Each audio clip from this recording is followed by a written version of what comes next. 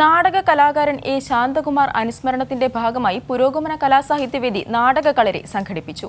Theatre workshop എന്ന പേരിൽ സംഘടിപ്പിച്ച നാടകകളരിയിൽ കേരളത്തിന്റെ വിവിധ ജില്ലകളിൽ നിന്നുള്ള 42ഓളം പേരാണ് പങ്കെടുത്തത്. എ ശാന്തകുമാറിന്റെ മകൾ നീലാഞ്ജന നാടകകളരി ഉദ്ഘാടനം ചെയ്തു. ഈ റിപ്പോർട്ടോടെ പ്രാദേശിക വാർത്തകൾ പൂർണ്ണമാകുന്നു. ശേഷം 2 PM ന്യൂസിൽ സിജു സുഗതൻ.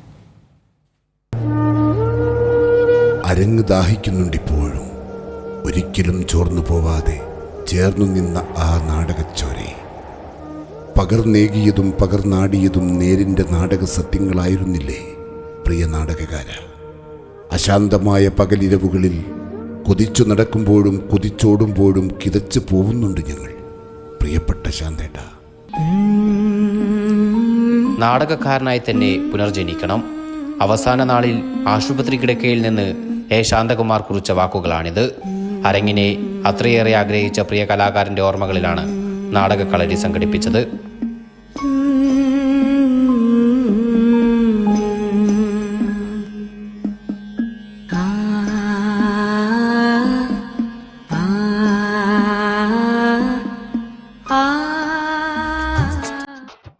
പുരോഗമന കലാസാഹിത്യവേദി കോഴിക്കോട് ടൗൺ മേഖലയുടെ നേതൃത്വത്തിൽ 3 ദിവസങ്ങളിലായാണ് ക്യാമ്പ് നടന്നത്.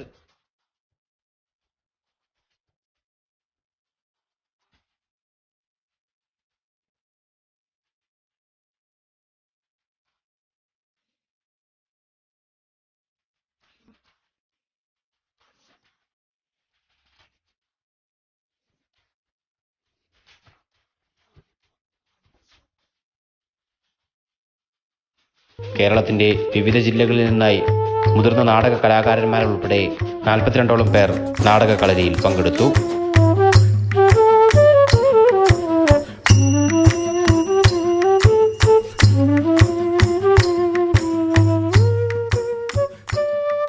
ക്യാമ്പിൻ്റെ പ്രധാന വിഷയം അഭിനയമാണ്. ഒരു നടൻ അഭിനയിക്കുമ്പോൾ ശ്രദ്ധിക്കേണ്ട കാര്യങ്ങൾ, ഇതുവരെ ഉണ്ടായിരുന്ന അഭിനയ രീതികളൊക്കെയാണ് ചർച്ച ചെയ്തതും അഭിനയിച്ച് നോക്കുകയും ചെയ്യുന്നത്.